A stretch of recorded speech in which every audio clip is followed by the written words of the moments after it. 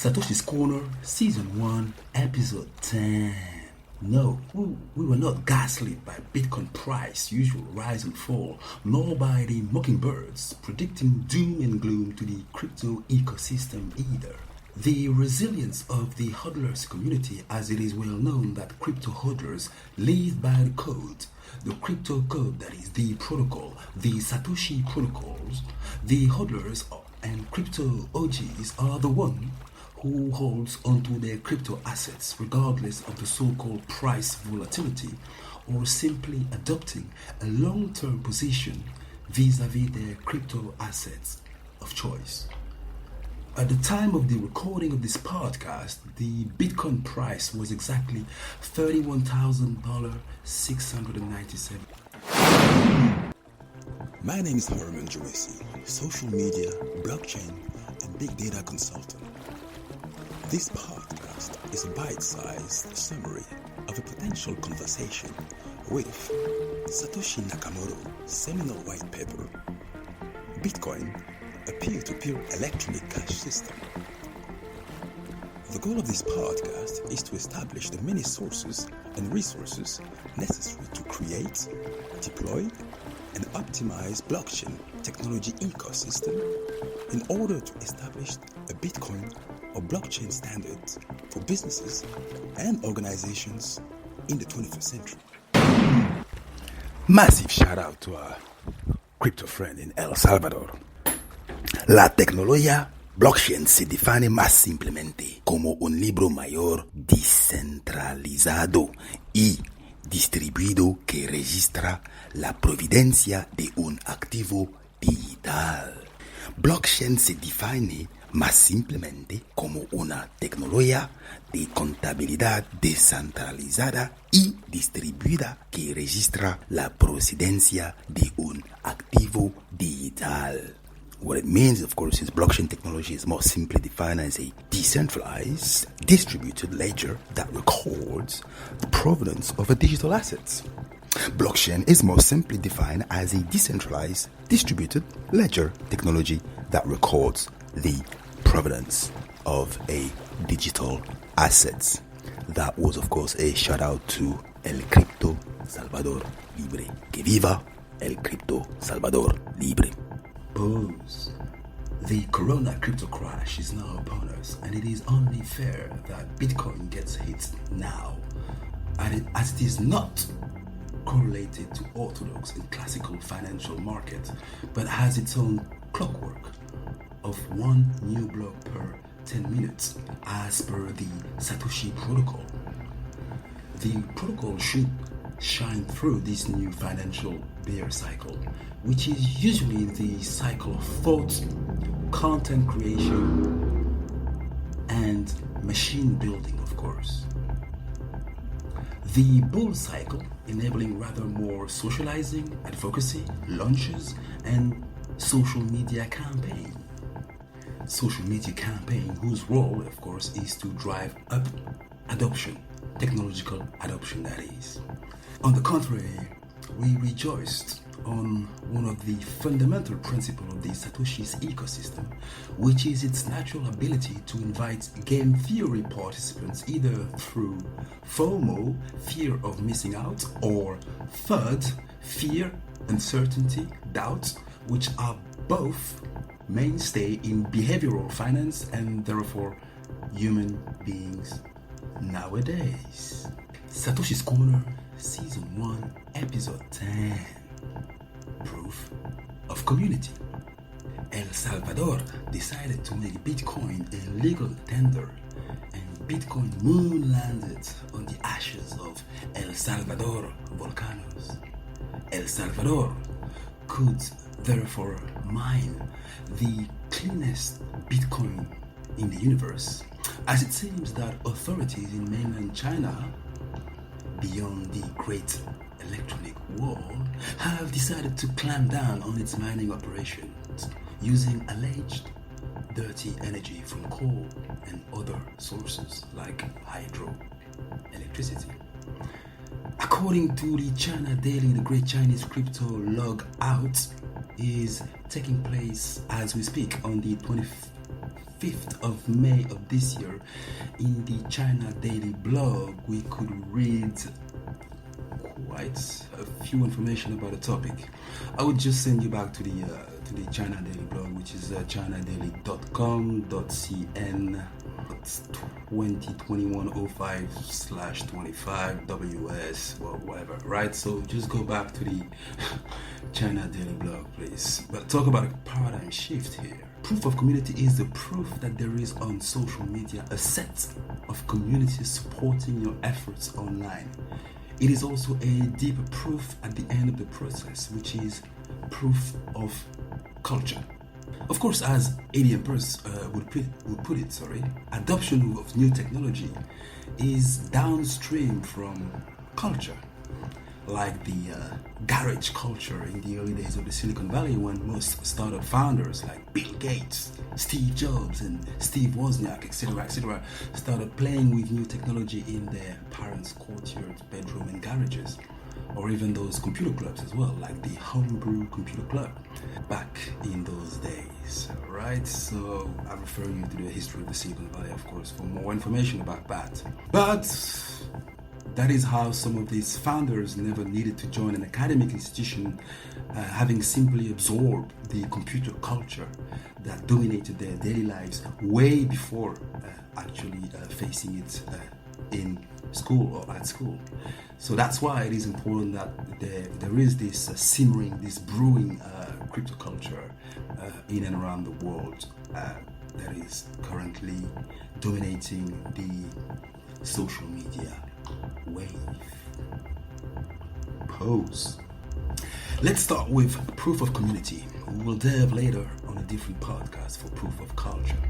So how do you prove it? How do you prove proof of community? First, we look for the proof of digital inception, a set of digital processes enabling the fast spread of a message or a concept in order to impact reality or a community and measure it via analytics. At the beginning, of course, was the blog. Then came social media. What we mean by community is, of course, an online community or electronic community. So when it comes to, of course, when it comes to the 6th C of the digital inception, you have to consider the first C, which is, of course, content. The second C will be the curation of that content. The third C will be the community you are trying to serve.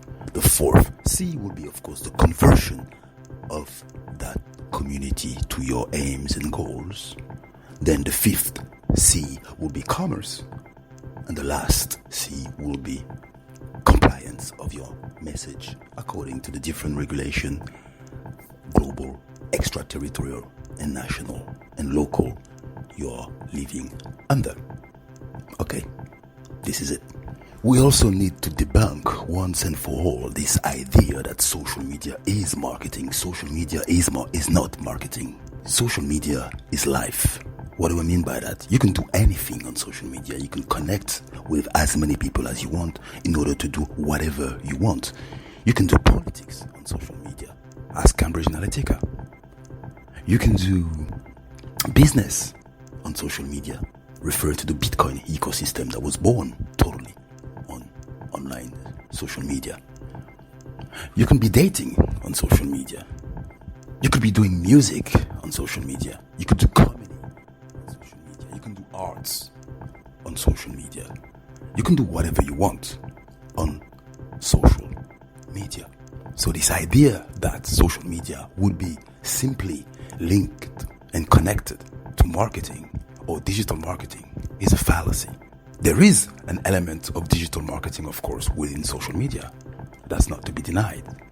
But social media is not marketing and shouldn't be part of a marketing department in your startup. There should be a social media department, a social media room. The social media operative will not only connect your startup organization or digital influencer with stakeholders and partners and staff and all sort of people that will help the growth hacking of your startups. And you would have to create separate community in different communities because those people will be based in different communities and different platforms. You can even lose your life for what you put on social media. Yes, you can even lose your life on social media. So please understand that this is a matter for professionals and not for amateurs or your friend who happens to have 1,000 followers on Facebook. It's a bit more than that. There is a matter of compliance of the message to the platform. There are legalities involved with whichever words and keywords you might use. Social media is complex. It's a profession. Take it seriously. So please, from now on, start building your own social media room, your own social media operation, your own little InfoWars setup. Pose. Bitcoin or Ethereum, for that matter, will never have spread the way it did since its first digital inception on the 3rd of January 2009.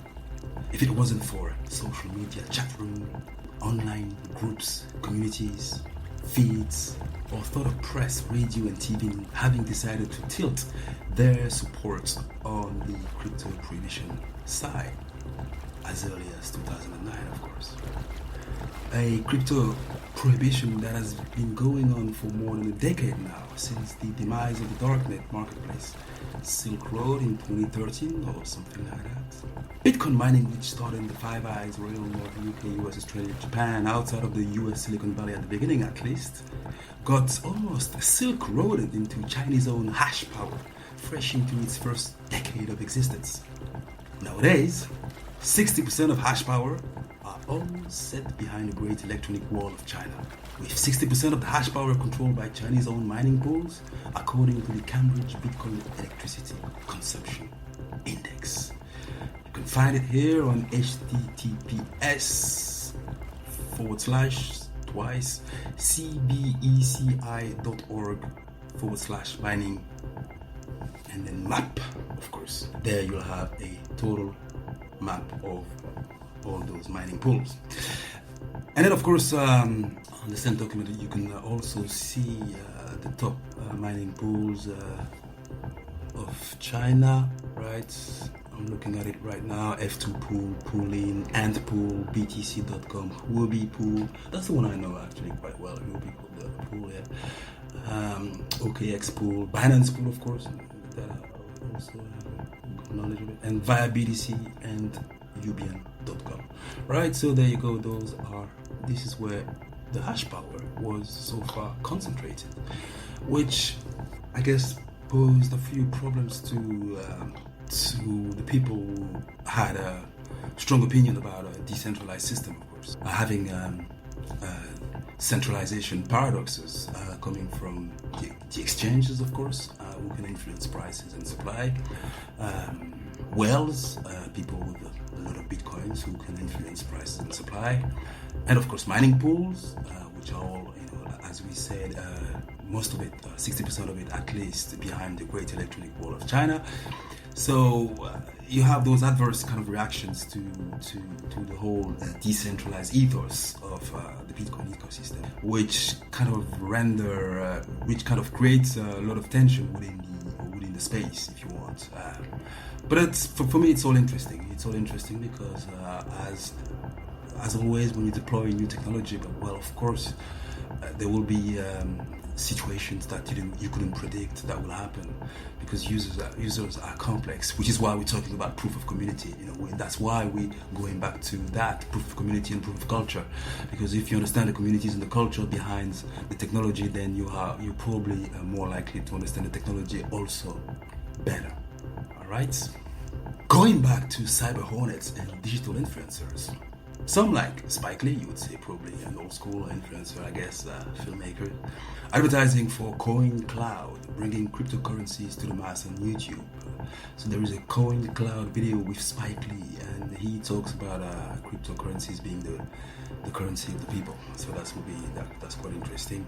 Although, as I said, the word currency shouldn't be used, and we should rather use crypto assets. Just to avoid to be on the wrong side of Some people. Alright, so Facebook alone has more than 1,000 crypto groups where echo chambers full of electronic maximalists, poser, and evangelists alike who keep beaming highly influential content atop their Lambos. Some of those groups range from hundreds to thousands of participants, like the Bitcoin investment group with 71,000 members. Right? I can give you the address if you want. So it's facebook.com/groups Bitcoin and blockchain investment group. Right? It's 71,000 members. Okay. There is another one on Ethereum, of course, facebook.com/groups, and of course you look for Ethereum. That's it, just Ethereum. And there are 430,000 members. I'm of course one of them. Groups could be made of users, consumers, beta testers, the startup stakeholders or suppliers, the company staff, developers teams, etc., etc. Those groups do not always mix and will be sensitive to different type of conversation starters and leverage, whether it's t-shirt, money, awards, promotion, whatever. The power of the cyber hornets in the crypto ecosystem has been robust, even if it often lacks immediate pushback strategies when bad words or demeaning comments or adverse campaign are being waged by opponents of the crypto ecosystem, right? It is still a very potent advocacy-based infosystem that is almost ready for the current electronic info wars of the 21st century. And that's a very interesting data point, all right? The cyber hornets field is definitely geared for 21st century electronic info war. It has actually a very, very strong pushback ability and pushback capacity if it really wants to use it and coordinate efforts. That's what's missing here.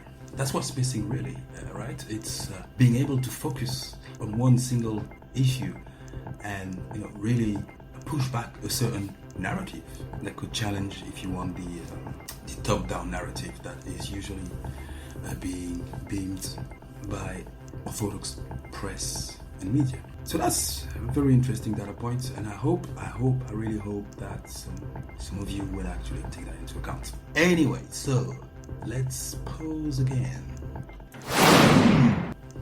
Raise capital. Looking for raising capital opportunities? We made it easy for you. We help businesses in getting funded from a huge global network of more than 50,000 angel investors, and with VCs organized according to industrial and geographical interest. We help you find and connect your business with angel investor and venture capitals worldwide. So that's what the network of Faster Capital can help you do. They help you if you're looking to raise, let's say, from 1 million to 100 million. They will help you find investors and VCs that are interested in investing in your project, and they will facilitate the introduction. They will also help you pitch to other venture capital firms, accelerators and incubators that will help you fund your startup. It doesn't matter how much money you need to raise for your startup. They will help you fund your startup and raise money in small amounts or on larger scales. They review the necessary documents, of course, the pitch deck, the business plan and financial forecast that will help you in preparing a professional pitch deck, business plan and other raising capital documents. They will also recommend and advise on the valuation of your company and how to prepare the right plan to fund your startup successfully. They will offer, of course, expert feedback when it comes to equity dilution, startup evaluation, and issuing shares. So what are you waiting for? Just Google it, all right? Faster Capital, right? They're doing an awesome job for startup. Faster Capital, FASTERCAPITAL. Faster Capital. Just Google it, they'll come up first. Don't worry about it. I'm telling you. We're not gonna do some in-depth reading today, but I still have to go back to do some reading of the white paper from time to time, I guess, for the Satoshi'S among you who needs their usual fix. Okay, let's go. Satoshi Nakamoto, abstract. Bitcoin. A purely P2P version of electronic cash will allow online payment to be sent directly from one party to another without going through a single financial institution. Digital signature provide part of the solution, but the main benefits are lost if a trusted third party is still required to prevent double spending. We propose a solution to the double spending problem using a P2P network.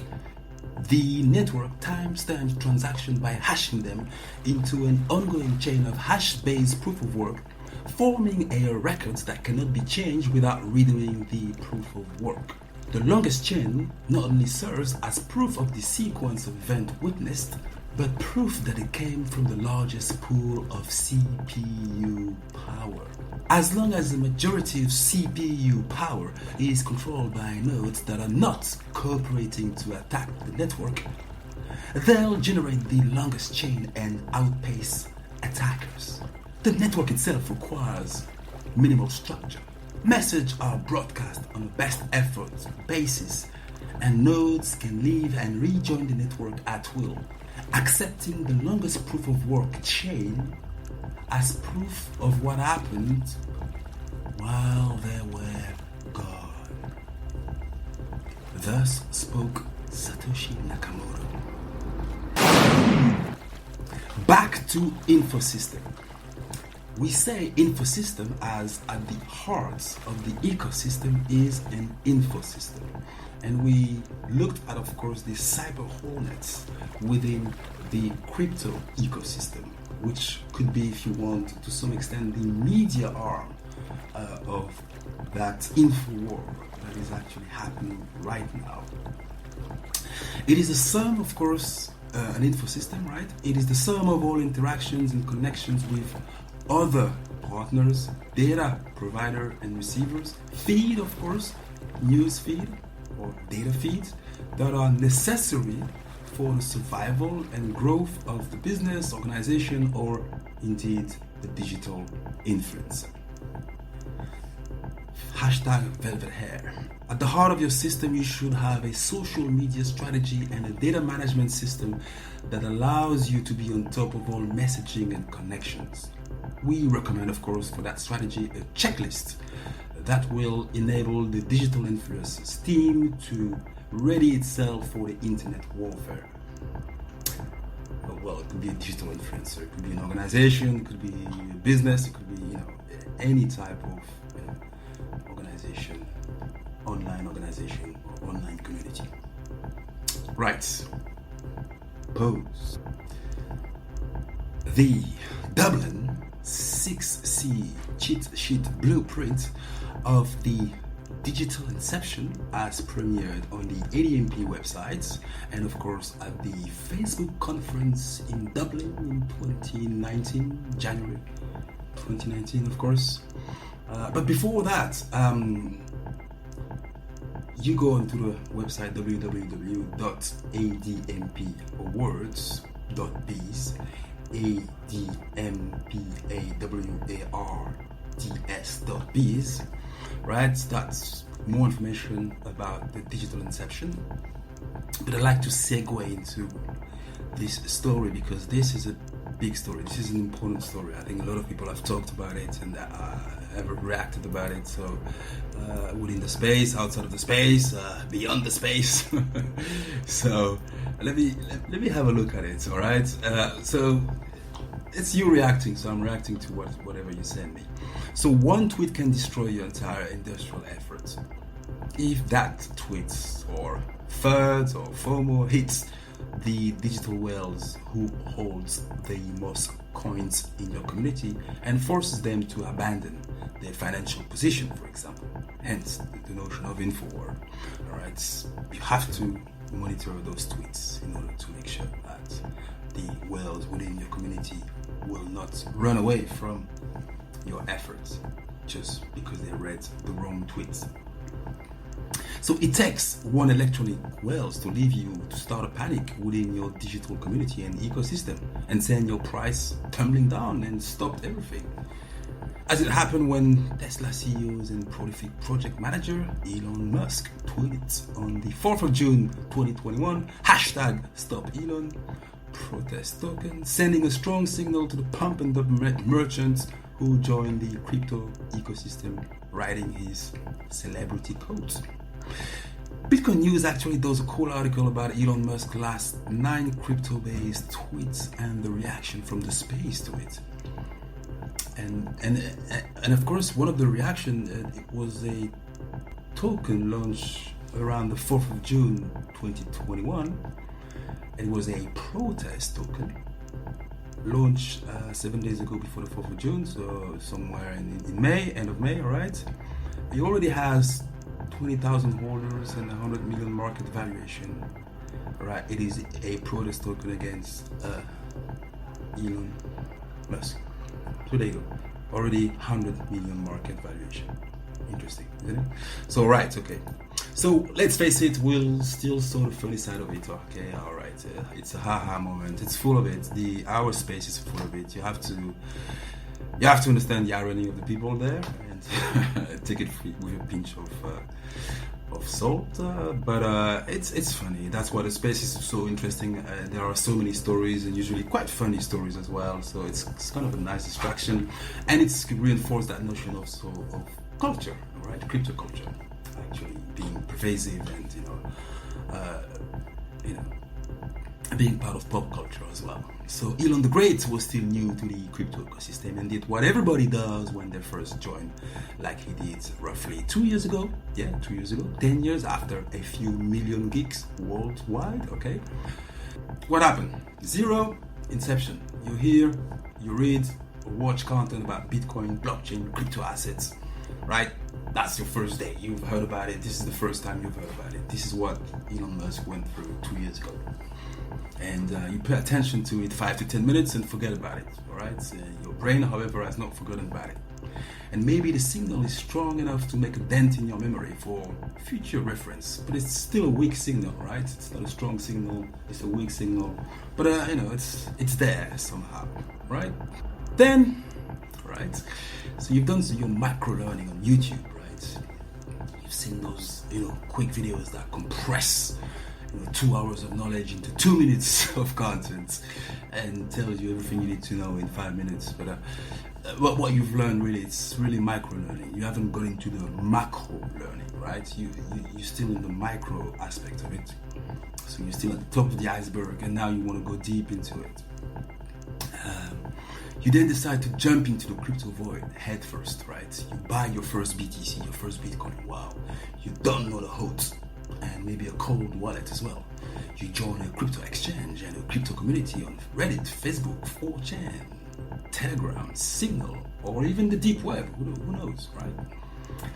Despite the price volatility, you make a few electronic bucks, and you may want to buy more crypto assets with enthusiasm, gusto, and panache, of course, right?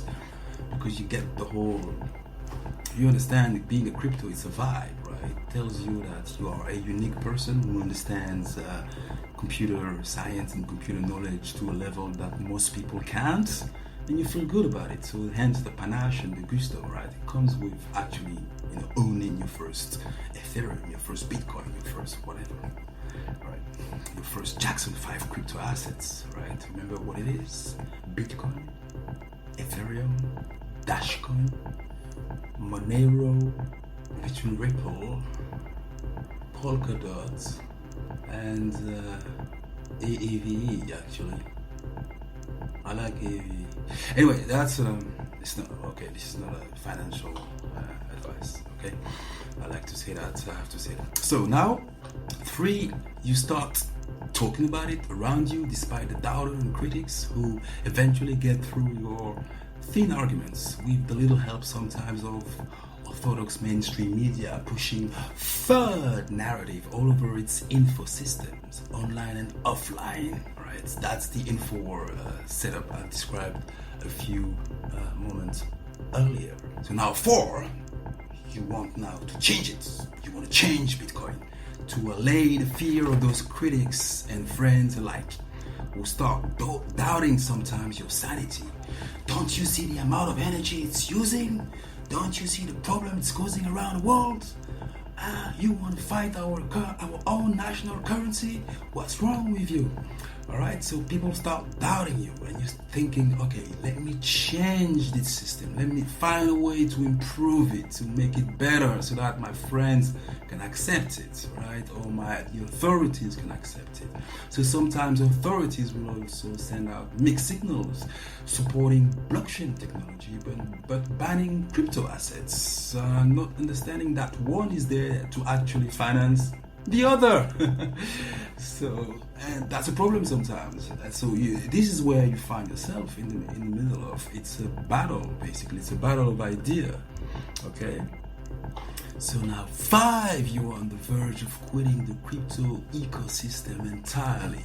You're disgusted, and then ultimately you bump into the right mentor, the good YouTube guru, the electronic influencer, or the academic with a cool, calm, and collected attitude, who points you to the right website, PhDs and documents and work for your macro and micro learning. And after additional and deeper study, you then agree that Bitcoin and a few other crypto assets are an attempt at building the most secure network ever invented by man via electronic communities. So now you understand how these two work, and the Bitcoin global network and its network effects, of course, behooves you to then settle for its few potential irritating drawbacks and perceived weakness, and accept the whole vibe as it is. Understand that behind the vibes, behind the technology, there are people like you. And so it's a whole vibe you have to fall into, isn't it? And once you fall into it, trust me, the landing is very soft and calm and collected. So I'm expecting him to fall into line within 6 months to a year, and come into that calm and collected state, and looking at it from a perspective of a genius perspective, of course, as a creator and inventor, and actually find a way to carve his own niche into the space without trying to annoy or irritate people. Anyway, so going back to the deadly tweet, the Death Star that could collapse your entire online metaverse. Do you want that to happen? Do you want to face the Death Star? The tweet that will collapse your entire ecosystem? No, you don't want to. So keep listening to this podcast then. Normally, in most instances, I don't give away social media tactics on a crypto podcast, but there is thought for everything, alright? So football may not be coming on after all, and maybe going wrong. Who knows? It's the internet of everything after all, right? So, okay, so automating a bot on Twitter with all your different links and addresses, okay? So if an average bot on Twitter, for example, can get you 10 clicks a day, that's 3,650 clicks a year, and at a conversion rate of 5%, which is quite reasonable, that's 180 group members as passive and effortless growth of a community. Alright, that's what you can do. You can plug that at the beginning, the early stage of your work on social media. In a year, and now say if they refer 5 of their friends each, that's 900 new members in a year. Right? So the end game during the incubation stage of, say, the business, startup, or organization is to expand your potential digital footprint by multiplying connection points. Big man thing, isn't it? So who should you target? There are many ways to assess that. Surveys and polls, games are one way, research, online and offline, data mining, of course, attending events, of course. For example, find out the top 10 apps that are the most downloaded in your country on Android or iTunes, or simply by asking around you where your fans, your colleagues, your suppliers, etc., where do they gather online the most? You have to work on at least 5 to 10 platforms if you're serious about growth hacking your digital footprint online. Plot your 5 moves on these platforms as well, right? For example, you could say move 1, I have to connect with 5 people. And move 2, maybe a retweet or remix and some interesting post. Move 3 could be a comment and a like button that you're going to press on 5 posts by a member of your communities or people you don't know, you've never heard about. You just go and like whatever they do, right? You could say, okay, I'm going to do that 5 times. All right. Your move 4 could be to finish and polish your SMO, social media optimization, and profile description, right? So not only you have to write your profile description, but also now could you do a keyword search to actually get the most impactful keyword for your profile description, right? That's really social media optimization. All right, that will be the move 4. So move 5, you could switch banner, have a different banner every week, change your banner, refresh your banner on a regular basis. That could be a move 5. But definitely, every time you land on a new social media platform, you plot your next 5 moves on that platform.